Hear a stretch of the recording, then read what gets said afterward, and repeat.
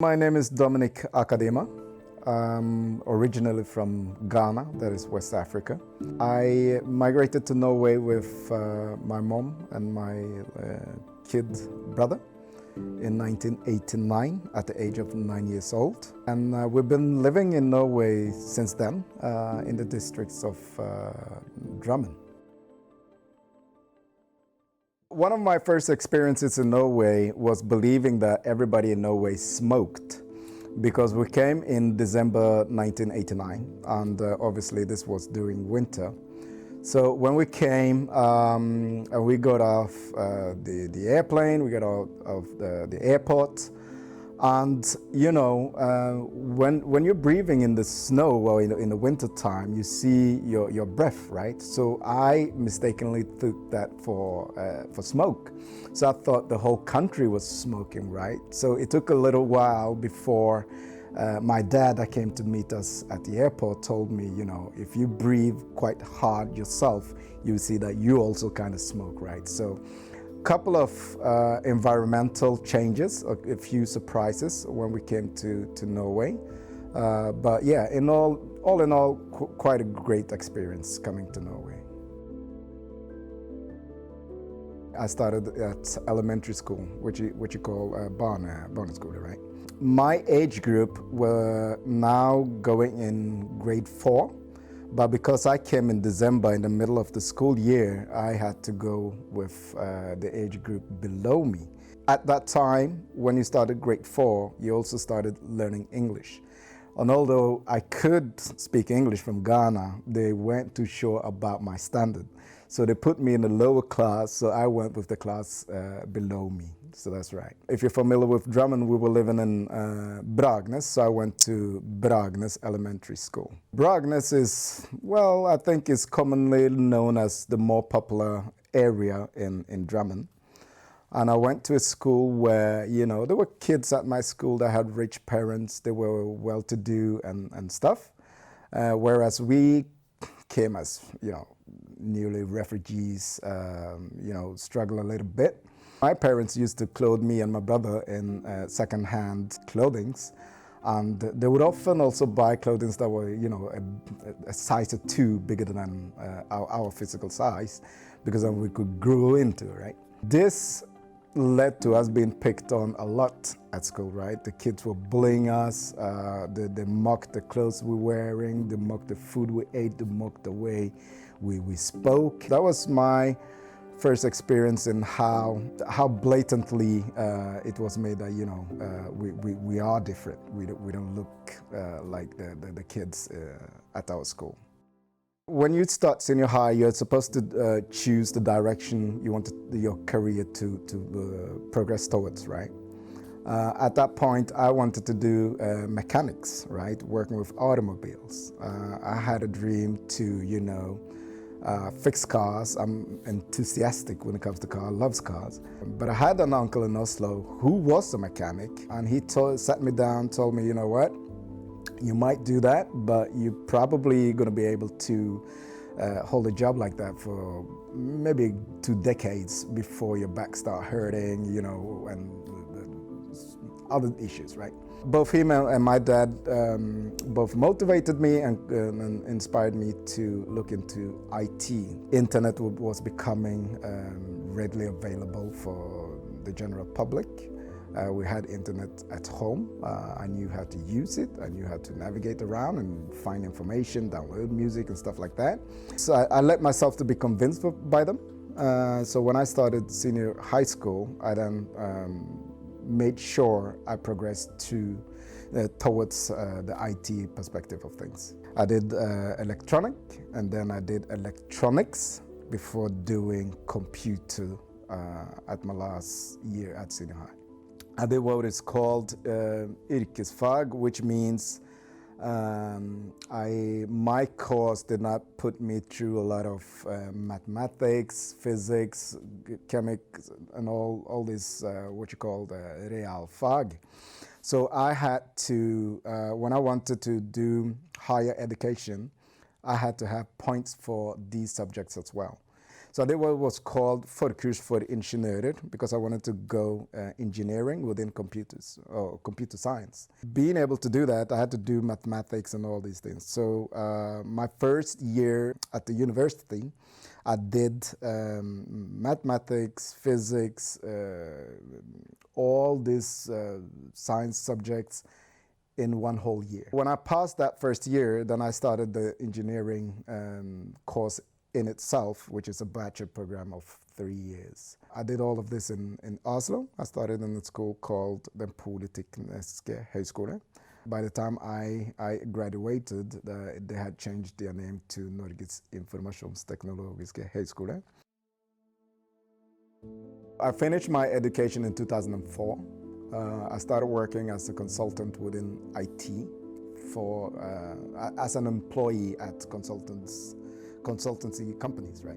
I was one of those dudes, had my headset on, my hood on, let me just program and enjoy myself. I was a decent programmer, but not top of my, development group or whatever. I did have an extra eye for process optimization. I was quickly recognized for that ability and given the chances by my leaders to go into a little bit more of leadership roles where I would often be the mitigator between our development team and the customer. I will speak to the customer. They will tell me their needs, their desires, and their goals by doing some IT projects. And I will take that description, explain it to the development team, but also lead the development team in actually producing the code and the end product. And I did this for many years in various projects, right? For the police, for the UDI, for the court systems. I've done quite extensive projects there. These projects often take years before the customer sees the end product. You have development teams consisting of maybe 4 or 5 developers that you lead, and they do parts of the project and they give demos, and the customer come with change requests, and so things just takes a lot of time to do it, and it's quite costly.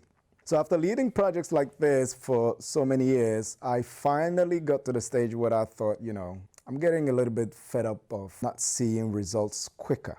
I wanted to create a service within IT that would let customers have a more rapid resolutions to their needs. I came up with the idea that we would take the robot out of humans, right? Because in my experience, most people, most knowledge workers at any office spend a lot of time doing mundane and repetitive tasks, whether it be invoice registration, CRM handling, whatever. They spend a lot of time doing these things, especially when it comes to case handling in some sort. I wanted to create a company that would let the customers have these things automated using modern technology. And modern technology in the space in which we work, it's called intelligent automation, where we use robots and AI to automate these type of tasks. When I came up with the idea, I wanted it to have a base root in my African origin. So I wanted the name to reflect something from Africa, but also have it be easy to pronounce for Norwegians, but also have a meaning as to what we were trying to do with the company. So being from Ghana, I looked at some of the phrases that we have in my language, Nankam, Frafra, Kasim. I also looked at Chi, which is more popularly spoken in Ghana. But I couldn't really find a phrase that, would be easy for Norwegians to express or understand. So I started broadening my search, and I came across Swahili. So Imara is a Swahili phrase that means strength or endurance, depending on the context you use it. But that's exactly what I wanted to give the customers that we work with, the strength and the endurance to be able to more rapidly adapt to the digital transformations that happens around us. So I started the company in 2019. quit my day job and build it step by step, stone for stone. Now, intelligent automation is just a phrase describing any technology that is no code or low code based, right? And these are technology that lets you, in a more quicker fashion, come to the end products or solutions that you're trying to create. Robotic process automation, or RPA, as it's fondly named, means that we can use a virtual robot, a digital assistant, and have that robot automate any task on a computer. So whatever you do on your computer, I could teach the robot to do the same. So when you look at the RPA robots that we create, it's like looking at a movie, right? When you start the robot, you can see things moving around on the screen, right? You think there's a ghost in your computer, controlling your mouse, your keyboard, everything, but it's a robot living on your computer that does all of this. For customers, we help them with tasks like invoicing, onboarding, stock control. I mean, any task that you can think of that you think, this is boring, I don't want to do it anymore, I want to automate it. So that's the biggest one that we deliver. The other services that we deliver is within Microsoft. So Microsoft has something called Microsoft Power Platform. And in Power Platform, you have a couple of tools that lets you automate some tasks. And you can also create your internal business applications, whether it be web-based applications or maybe mobile-based applications, right?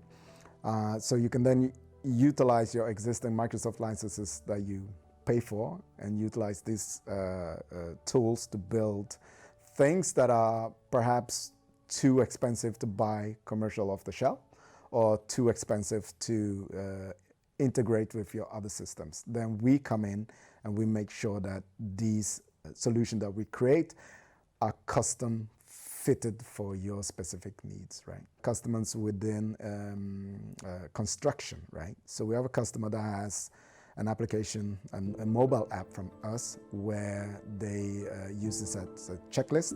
So whenever they go out to sites and they do masonry work or whatever, they can start the app, register the work they've done, take pictures of it, and then all of that ends up as a documented PDF, which they can share to the customer. They can upload it to Mappa, which is like a centralized archive for these type of works in Norway.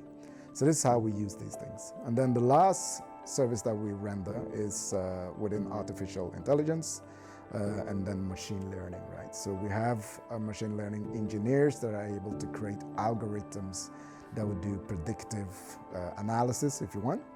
So we have a customer that does telemarketing. They do telemarketing business to business. By utilizing our machine learning, they're able to predict which customer are likely to buy product A, B, or C from them. Imara is quite small in size, right? This is our 5th year of being in business. We are 7 employees in total, including myself.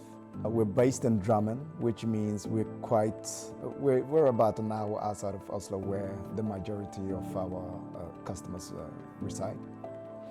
But the way we've been able to land a couple of the deals is through personal networks. Well, I've been a consultant in various companies and for various clients since 2004, right? I've built up quite a trustworthy network. And when I started Imara, many of these clients wanted to join me on that route. A lot of them came on board and bought our services. They believed in my story. They believed in the business proposition that I had, and they really had a great outcome of it. Our clients have now become great ambassadors, right? These days, we're trying to be a little bit more forthcoming in marketing. So we use social media a lot. We have a company site on LinkedIn where we publish a lot of content. We have blogs where we share our knowledge. Of course, we have our website, and we also have an Instagram account where we show the more fun social side of ourselves, right? We also tend to bid in the tenders that comes from the municipalities or the state. We've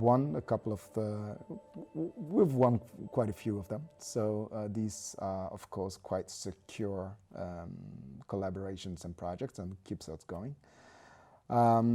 So up until now, we've been working mainly as consultants based on whatever the needs of our customers are.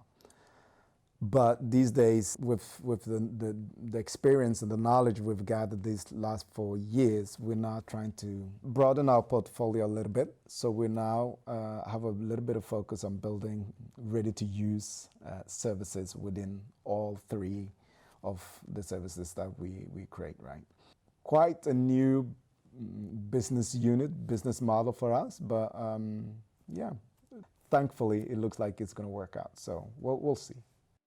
It's actually in our strategy right now for the next 5 years that we will open a division in Accra, the capital of Ghana. That is something that I'm currently working on.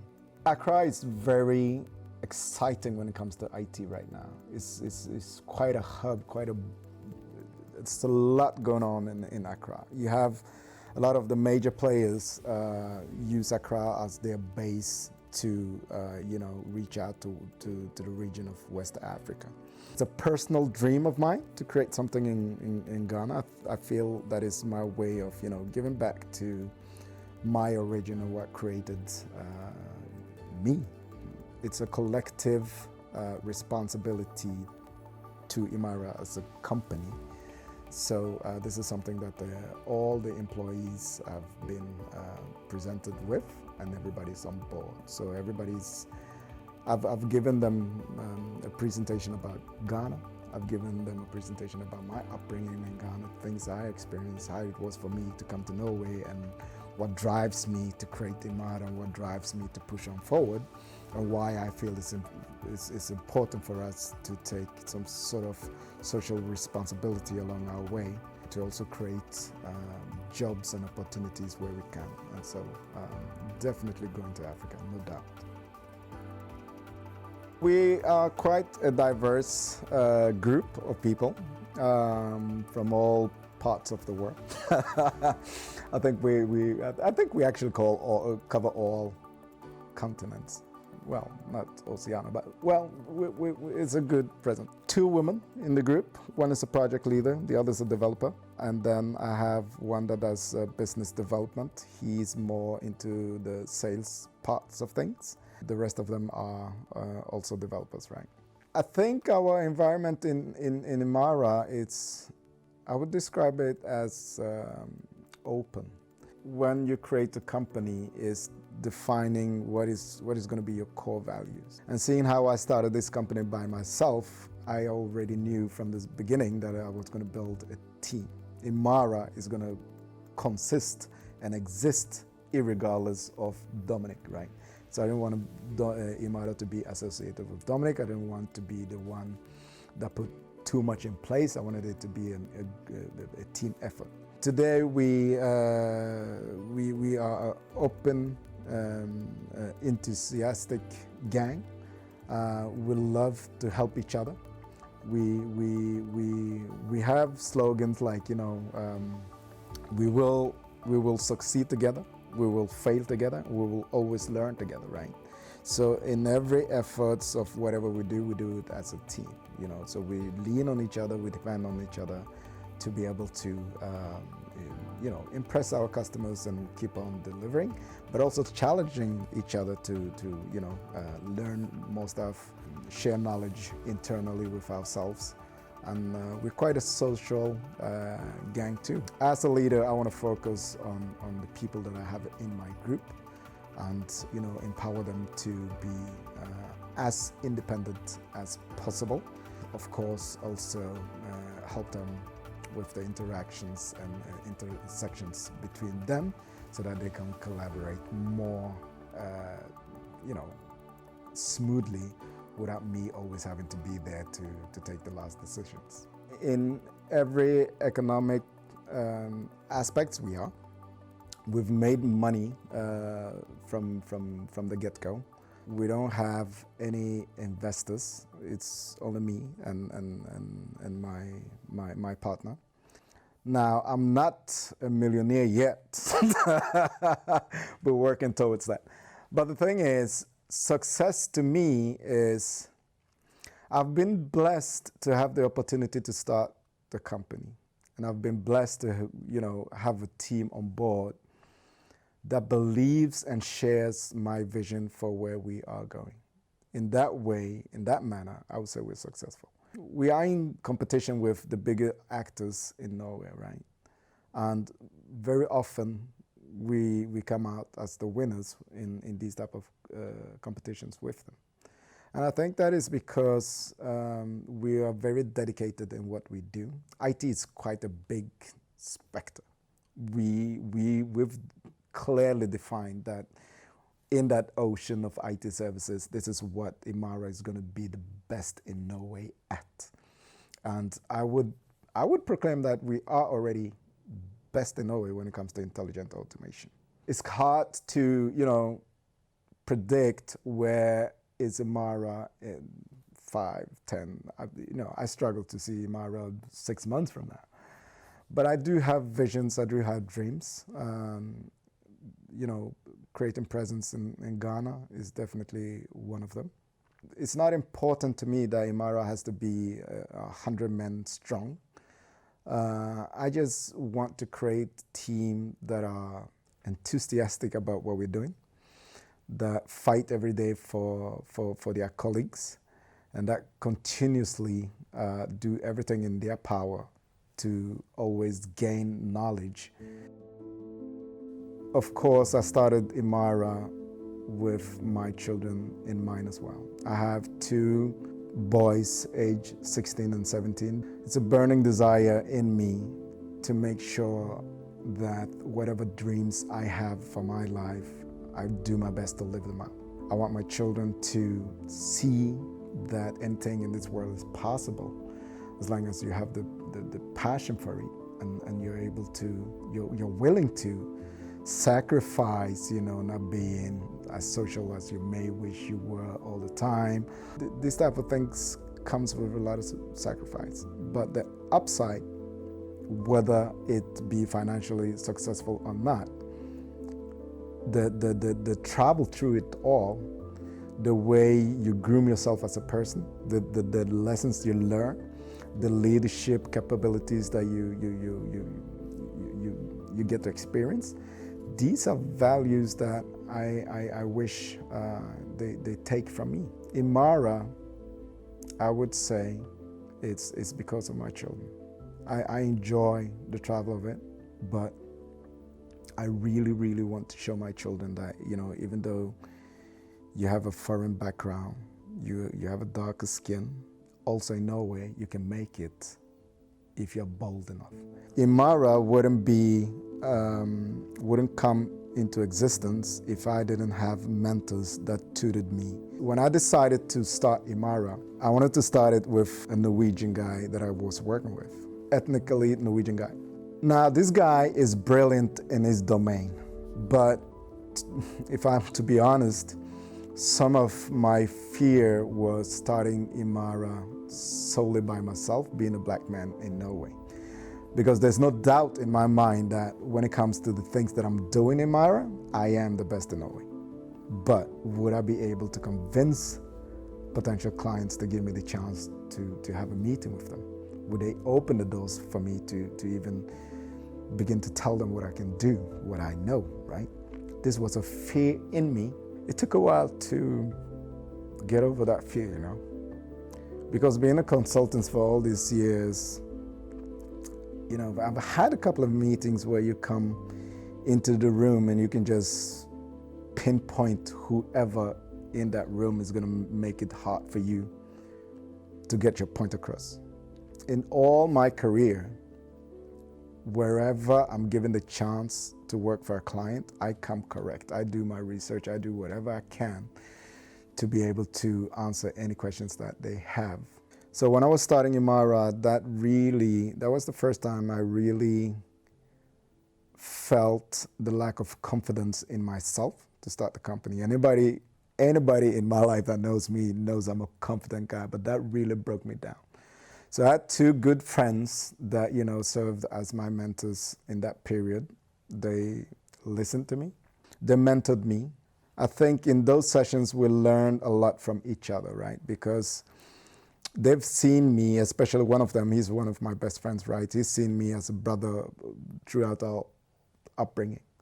So for him to hear me, tell my experiences and my fears was quite surprisingly for him, right? Because this is not something he walked around and thought about. It did take quite some time for them to convince me. You have to trust your knowledge. You have to trust who you are. You have to trust your persona and your personality that you will be able to win through. I'm glad they motivated me to start. Otherwise, this would have been non-existent. I think having broken that boundary, perhaps my presence in this space will motivate somebody else to take the leap. I think the Norwegian society is very forthcoming. I'm very glad with the development in the society and the communities. There's definitely still a long way to go in terms of inclusion within the minorities in leadership, in boards and so forth. But I think we're definitely on the right path. We definitely need more representation for these to tackle these type of things. We need more brothers and sisters to have the audacity to try, to really thrive and fulfill their dreams and go for whatever they desire in their lives. Whether it be, becoming an entrepreneur or, in leadership or whatever you do, I don't want my kids ever to have the same feelings like I did in choosing their career paths or other decisions in their life based on their background, right? The foundation upon which the Nordics countries are built helps to take the chances of becoming an entrepreneur, right? We do have the safety net that would catch us if we fail. Me, for example, like I said, I'm quite confident in my competence and my experiences. God forbid if Imara doesn't work out, I don't believe I would have a hard time getting a job. If I were to have a hard time getting a job, I've paid my taxes all this year. I expect some support by the government, and I'm sure I would get it, right? With that model as the baseline, it's probably easier to start a business in Norway, Scandinavia, compared to other countries. Being in this space and doing what we do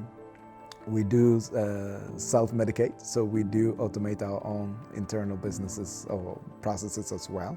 I try to focus on what it is Imara is supposed to be best at, which is delivering our services. When it comes to the finance side of things, so we have an accountant that, does the invoicing, does the reporting to the government and all this type of things. So we mainly just focus on the IT aspect of things and make sure we excel in that. We do what we're best at, and then we go into partnership where we need help. I do have a couple of friends without education that are in business, doing other things that I'm doing. So they don't work in IT as well, and they're doing great. Being a business owner or being a leader is probably not meant for everybody. I myself I don't think I'm a brilliant business owner or a brilliant leader, but I love to learn, and I'm not afraid of making mistakes. Whether you have the education or not, it probably boils down to who you are individually. Do you really have the passion for what you are doing? Are you willing to make the sacrifices that are going to require of you In my experience in Norway, it's hard to start a business if you don't have the network, right? Like I said, having worked for as a consultant for so many years gave me a great standing with the clients that I was working with previously. Through friends, through partnership with the technology vendors that we work with, we've been able to get more clients. Make sure you spend the time that it requires to build a network. Let the world know about you. Don't be too hard on yourself. Don't try to perfection everything before you present it. Take it step by step, do it in iterations, and learn for every time you do something, right? Make sure the learning aspect of it is what is going to make you successful, in my opinion anyway. Having the formal education, to prove that you know what you're talking about is useful, especially if we want to work with tenders like we do, where we bid for tenders and stuff like that. You definitely have to, document your competence. When I was born in Ghana, in the 80s, Ghana went through a lot of coups. My father was absent. He was a UN soldier, so he was servicing around the world. I grew up with my mom and my little brother in the northern part of Ghana, the poorest part. And we lived with my grandparents who were farmers. We were really poor. I remember starving before going to school in the morning. I remember having to scrape the silvers in which we made dinners the night before. And whatever was burnt or left over, you scrape that up, mix it all together with some water and make a porridge out of it, drink that, go to school. It gets about 35 degrees. You can see the asphalt boiling. You don't have proper shoes. I have markings beneath my feet for having been burnt by walking on burning asphalt, right? When you have these type of experiences, there's no other option than trying to succeed and make it in life. How safe or how easy is it to create a company in Norway? Well, comparing to that upbringing, anything else is easy. I would never ever go hungry again, right? Even if I failed, I would never ever go back to that stage in my life. So everything else for me is just a bonus. You need to find out what drives you. You need to find out what's your passion. And I'll say the trick is to find your hobby and make a career out of that. Because even though I'm a business owner and I lead a team today, I still love programming. I still love having the opportunity to program. Still not the best. My team is better than me, but I have the passion for it. I have the passions to use technology and digitalization to create easier work environment for companies, right? So that's the drive in me. So I can spend hours working on project and it wouldn't feel like work. It feel like a hobby. It feel like I'm learning something. It feel like, I'm developing, right? If you have something like that in your life that gives you that joy where you can work on it, relentlessly, try and see whether you can do something out of it and, build your life up on that, right? Have a focus on mastering your hobbies and creating a business out of that than to just create business for business sake. That might not work if you don't truly have the passion for what it is that you're trying to deliver. At the time when I started Imara, I quit a job where I was, let's say, handsomely paid. I quit this job at that time in my life or our life. We were going through a lot of external hindrances, right? So the timing for me to quit a well-paid job and start as an entrepreneur was just totally bad. But I'm blessed to have a partner that believed in me, that believed in my capability and my motivation to create the company. So she really supported me and drove me to, do this in the midst of all these obstacles that we were in, right? For me, that's been such a motivating factor to have somebody close to me have that belief in me. For the first years, I was absent from home. You know, if I came home early one day to be able to eat dinner with them, they looked at me funny. You know, they basically didn't recognize me. You know, they were making fun of me, like, "Who are you, man? We don't know you. We haven't seen you for so many days." And that was basically, you know, they said it jokingly, but there was some truth in it. I would work 10, 12 hours a day. Some days I work 20 hours, right? I would, you know, we'll eat dinner, watch the news, the family goes to sleep, I put on my computer, I start working, they go to bed, 10 o'clock, I'm still working.